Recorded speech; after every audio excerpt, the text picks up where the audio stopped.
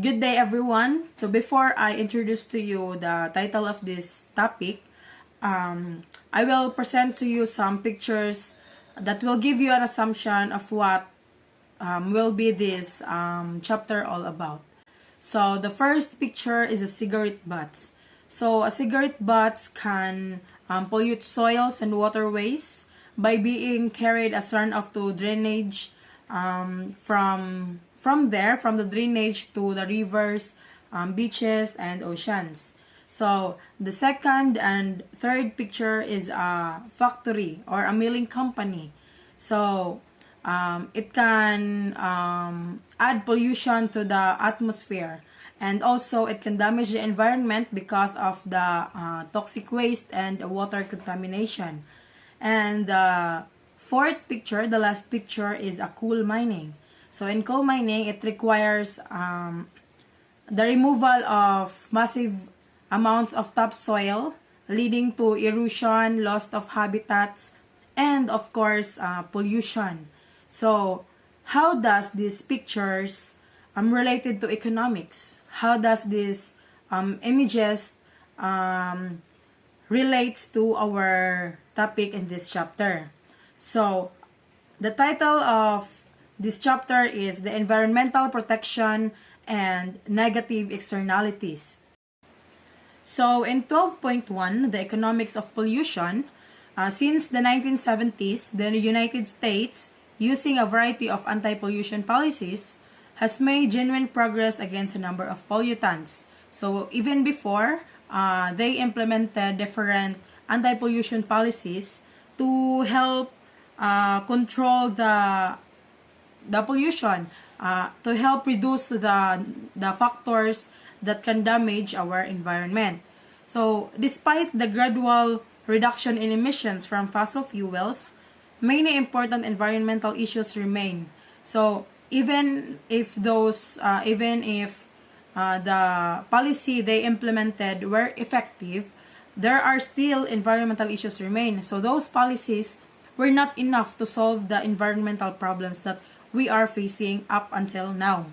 So, along with the still high levels of air and water pollution, other issues includes the hazardous waste disposal. So, example of the hazardous waste are pesticides, batteries, cleaning solvent, and other toxic waste. So, many to mention. Then, the second is the destruction of wetland and other wildlife habitats. So, example of this is the deforestation. So, deforestation of forest and mangroves. Deforestation can occur from natural phenomena. Of course, we have natural phenomena. But the greatest loss of habitats today is the human activities, which is the transformation, development, and degradation of ecosystem. And last is the impact on human health from pollution. So, as what I have said earlier, the smog or the smoke that the factory produces can pollute our atmosphere. So, if the air that we breathe is polluted, so it can affect our immune system or it can affect our respiratory system. So, the burning of fossil fuels and releasing of carbon dioxide in the atmosphere can cause the earth to become warmer, and so what can damage our environment can also damage the human body or our human health. Next is the externality. So, externality is a market exchange that affects a third party who is outside or external to the exchange. So, in simplest term, it is called spillover. So, there are two types of externality. First is the positive externality. So, it is a benefit from an economic activity experienced by an unrelated third party. So, example of this positive externality is the infrastructure development. So, in infrastructure development, there are job opportunities open for the unemployed individuals. So, it can help decrease or reduce the number of unemployed people. So the unrelated third party here are those unemployed individual. So next is the negative externality. So a negative externality is a negative consequence of an economic activity experienced by an unrelated third party. So in positive externality, the unrelated third party can benefit from an economic activity, while a negative externality, the unrelated third party are suffering. So they are facing the negative consequences from the economic activity. So the example of this are those pictures that I presented earlier on the first slide. Those can cause air pollution, water pollution, and noise pollution. The people living near the area are the unrelated third party. So they were the one who will acquire the pollution that this factory produces. So the majority of externality are negative. So pollution as negative externality. Social cost, it is the cost that include both private incurred by firms and also additional cost incurred by third parties outside the production process, like cost of pollution. So social cost is equals private cost plus the additional external cost. So the private cost is the cost without considering the pollution cost, and the additional external cost is incurred by third parties outside the production process when a unit of output is produced. So in additional external cost, it is the pollution cost. So here's the graph for a supply shift for a refrigerator. So in this figure 12.2, so if the firm takes only its own cost of production into account, so without considering the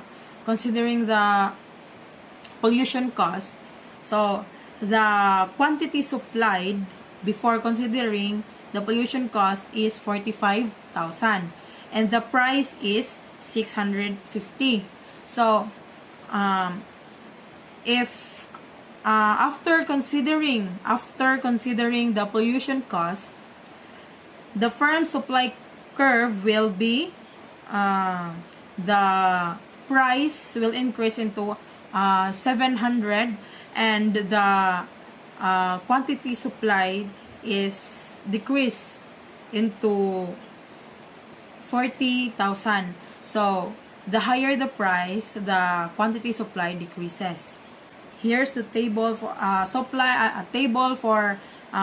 shift cost by pollution cost. So if the price is 600, the quantity demanded 50,000 and the quantity supplied before considering pollution cost is 40,000 and quantity supplied after considering pollution cost is the decrease into 30,000. In 12.2, command and control regulation. So in command control regulation, laws that specify allowable quantities of pollution and that also may detail which pollution control technologies one must use. So in command and control regulation, a firm sets limit on negative externality behavior in terms. So in effect of command and control regulation, so in command and control regulation, they imposed or they implement policies. For example, taxes. So they put higher tax rate for example, cigarettes. So the more the product is expensive, so the consumers will control or will reduce their consumption of cigarettes. So in effect, command and control regulation requires that firms increase their cost by installing anti-pollution equipment. So example of anti-pollution equipment is the biofiltration system, wherein the carbon dioxide or the air pollution will filter into this biofiltration system, and it will release clean air to the atmosphere. That's it for this command and control regulation. Next is the market-oriented environmental tools. So the market-oriented environmental has policies that creates incentives to allow firms some flexibility in reducing pollution. So there are three main categories of market-oriented approaches to pollution control. First, the pollution charges, the second, marketable permits, and the third is better defined property rights.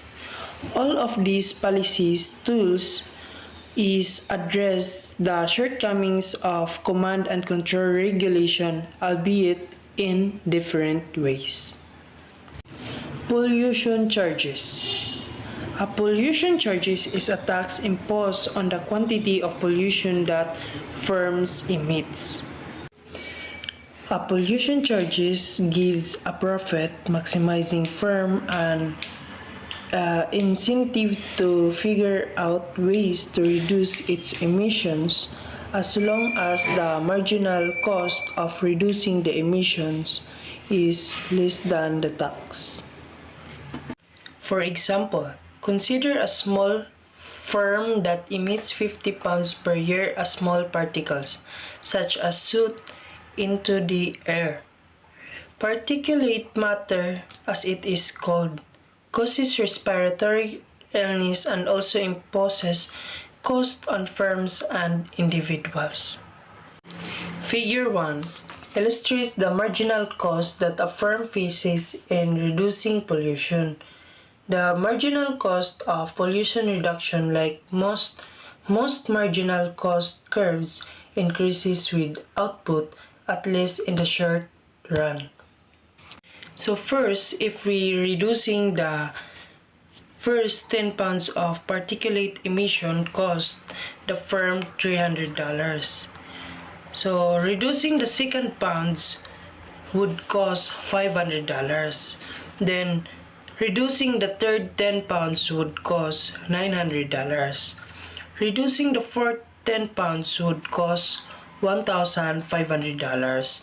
And the fifth 10 pounds would cost $2,500. This pattern for the cost of reducing pollution is common because the firm can use the cheapest and easiest method to make initial reductions in pollution, but additional reduction in pollution become more expensive. Imagine the firm now faces a pollution tax of $1,000 for every pound of particulates emitted. The firm has the choice of either polluting and paying the tax or reducing the amount of particulates they emit and paying the cost of abatement as shown in the figure. So, how much will the firm pollute and how much will the firm abate? The first 10 pounds would cost the firm $300 to abate. This is substantially less than the 1,000 tax, so they will choose to abate. The second 10 pounds would cost $500 to abate, which is still less than the tax, so they will choose to abate again. The third 10 pounds would cost $900 to abate, which is slightly less than the 1,000 tax. The fourth 10 pounds would cost $1,500, which is much more costly than paying the tax. As a result, the firm will decide to reduce pollutants by 30 pounds because the marginal cost of reducing pollution by this amount is less than the pollution tax. With a tax of $1,000, the firm has no incentive to reduce pollution more than 30 pounds. Firms that can reduce pollution cheaply and easily will do so to minimize their pollution taxes, whereas firms that will incur high costs for reducing pollution will end up paying the pollution tax instead. If the pollution tax applies to every source of pollution, then no special favoritism or loopholes are created for politically well-connected producers. Marketable permit. When a city or state government sets up a marketable permit program, it must start by determining the overall quantity of pollution it will allow. It tries to meet national pollution standards. Then, a number of permits allowing only this quantity of pollution are divided among the firms that emit the pollutant. These permits to pollute can be sold or given to firms free. Now, add two more conditions. Imagine that these permits are designed to reduce total emissions over time. For example, a permit may allow emission of 10 units of pollution 1 year, but only 9 units the next year, the 8 units the year after that, and so on down to some lower level. In addition, imagine that since are marketable permits, meaning that firms can buy and sell them. To see how marketable permits can work to reduce pollution, consider the 4 firms listed in table. So the table shows current emissions of lead from each firm. At the start of the marketable permit program, each firm receives permit to allow this level of pollution. However, these permits are shrinkable and next year the permits allow the firms to emit only half as much pollution. Let's say that in a year, firm Gamma finds it easy and cheap to reduce emissions from 600 tons of lead to 200 tons, which means that it has permits that it is not using that allow emitting 100 tons of lead. Instead, firm Beta reduces its lead pollution from 400 tons to 200 tons. So, it does not need to buy any permits, and it does not have any extra permits to sell. However, although firm Alpha can easily reduce pollution from 200 tons to 150 tons, it finds that it is cheaper to purchase permits from Gamma rather than to reduce its own emission to 100. Meanwhile, firm Delta did not even exist in the first period, so the only way it can start production is to purchase permits to emit 50 tons of lead. The total quantity of pollution will decline, but the buying and selling of the marketable permits will determine exactly which firms reduce pollution and by how much. With the system of marketable permits, the firms that finds it less expenses to do so will reduce pollution the most. Another application of marketable permits occurred when the Clean Air Act was amended in 1990. The revised lawsuit to reduce sulfur dioxide's emissions from electric power plants to half of the 1980 levels out of concern that sulfur dioxide was causing acid rain, which harms forests as well as buildings. In this case, marketable permits the federal government issued were free of charge to electricity generating plants across the country, especially those that were burning coal.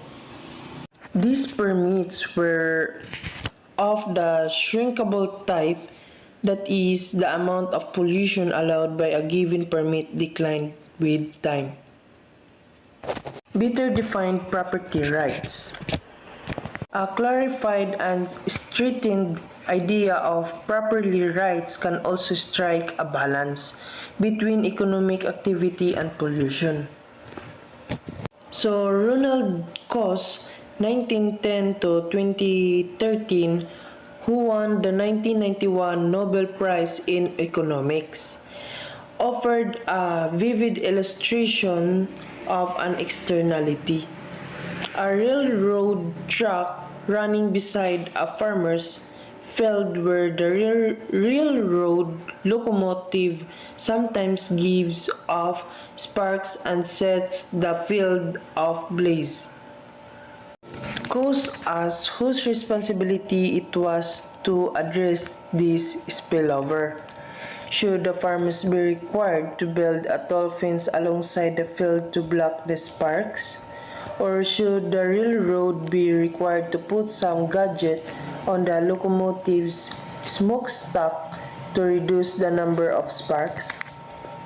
So, Coase pointed out that this issue cannot be resolved until property rights are clearly defined, that is, the legal rights of ownership on which others are not allowed to infringe without paying compensation. Does the farmer have a property right not to have a field burned? Does the railroad have a property right to run its own trains on its own tracks? If neither party has a property right, then the two sides may squabble endlessly, nothing be done, and sparks will continue to set the field aflame. However, if either the farmer or the railroad has a well-defined legal responsibility, then that party will seek out and pay for the less costly method of reducing the risk that sparks will hit the field. The properly rights approach is highly relevant in cases involving endangered species. The U.S. government's endangered species list includes about 1,000 plants and animals, and about 90% of these species live on privately owned land. The protection of these endangered species requires careful thinking about incentives and property rights. Discovery of an endangered species on private land has often triggered an automatic reaction from the government to prohibit the landowner from using that land for any purpose that might disturb the imperiled creatures. Consider the incentives of that policy. If you admit to government that you have an endangered species, the government effectively prohibits you from using your land. As a result, rumors abounded of landowners who followed a policy of shoot, shovel, and shut up when they found an endangered animal on their land. Other landowners have deliberately cut trees or managed land in a way that they knew would discourage endangered animals from locating there. How effective are market-oriented environmental policy tools? Environmentalists sometimes fear that market-oriented environmental tools are an excuse to weaken or eliminate strict limits on pollution emissions and instead to allow more pollution. The advantage of market-oriented environmental tools is not that they reduce pollution by more or less, but because of their incentives and flexibility, they can achieve any desired reduction in pollution at a lower cost to society. For example, the government might pay landowners who provide and maintain suitable habits for endangered species or who restrict the use of their land to protect an endangered species. So again, an environmental law built on incentives and flexibility offers greater promise than a command and control approach, which tries to oversee millions of acres of privately owned land. Next, applying market-oriented environmental tools.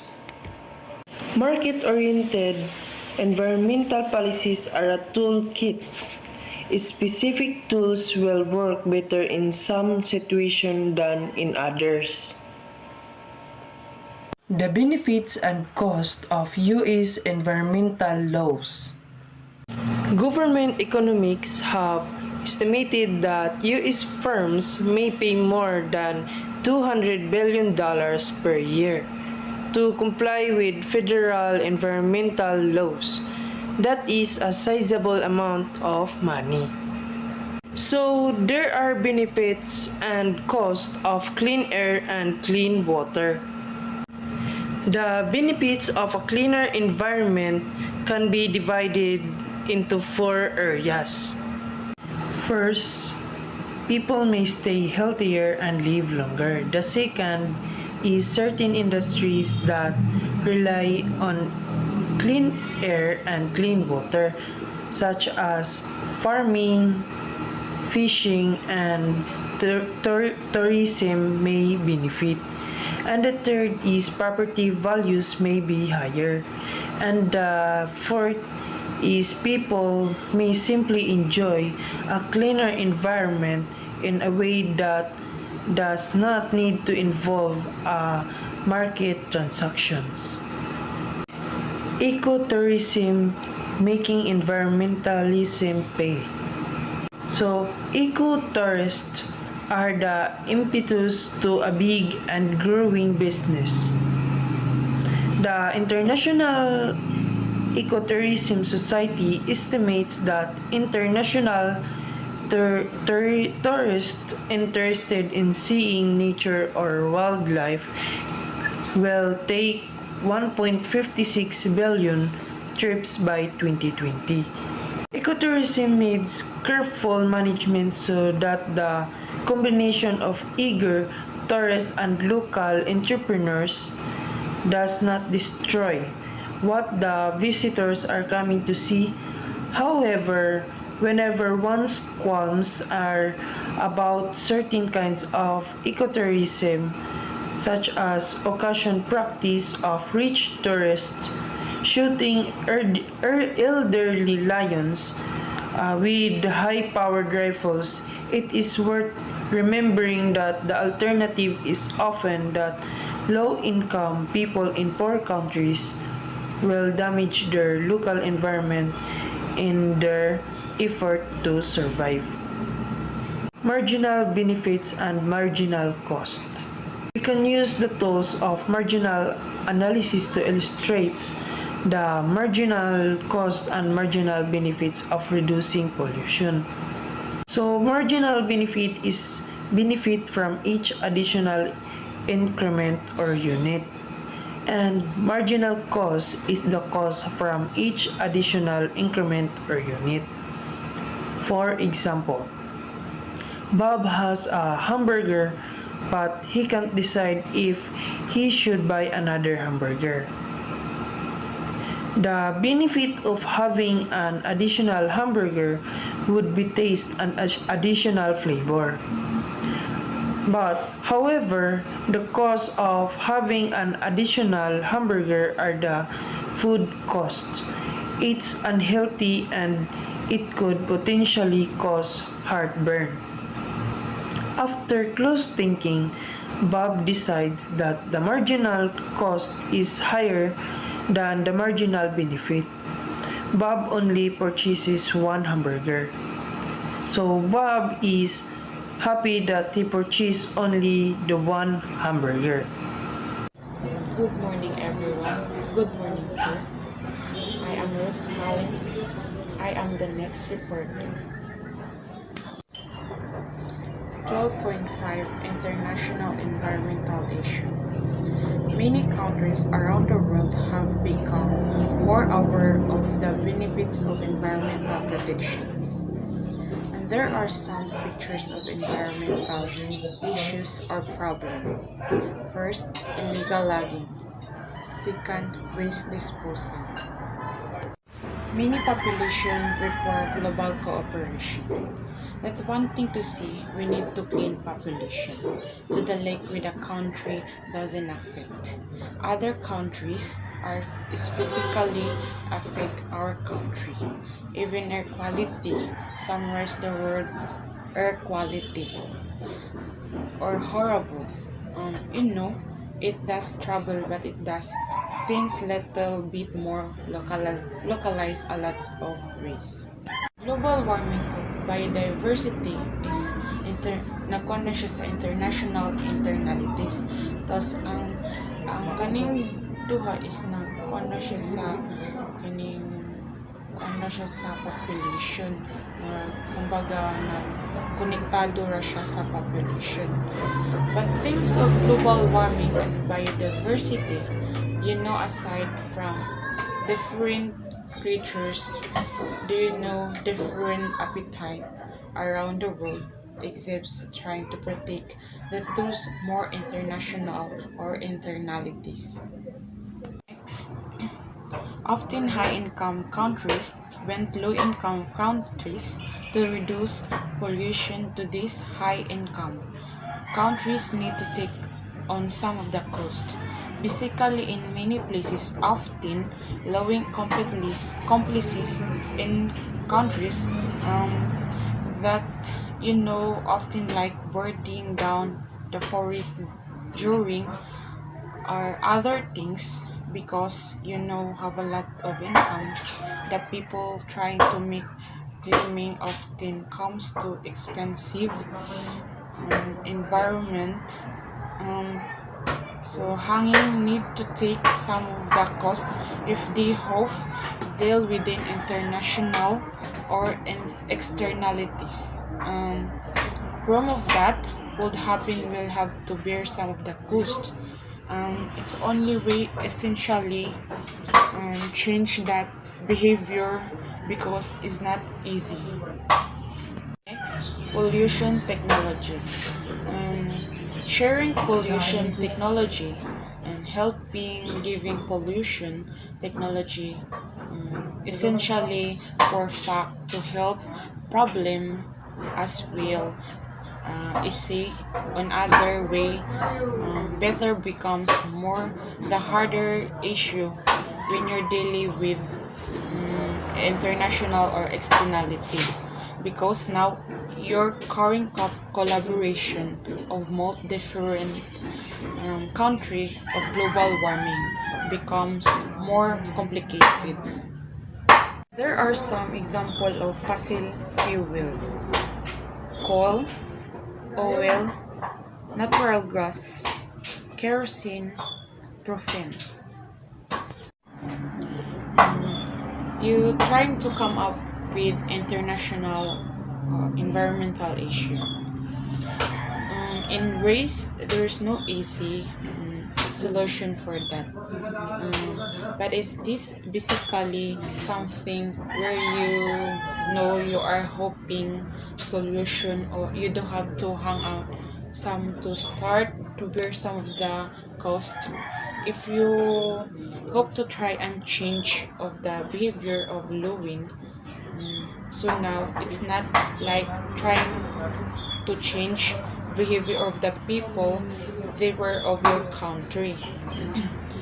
With policy, it's trying to change external countries or internal countries.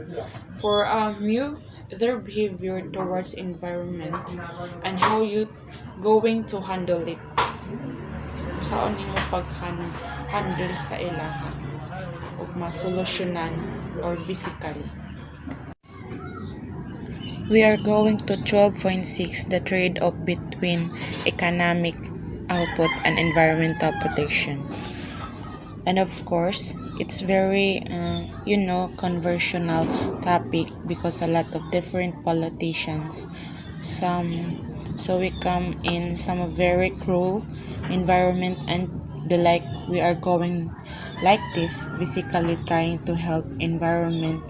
A lot of people come in, a lot of politician put. Production possibility frontier, there are some example. If you look at it, you can see production possibility frontier. We know that all of points on actual line on frontier essentially productive efficiency. What does that mean? It means that course you know the choice between allocation, but will still you are overall resources will still allocate efficiency.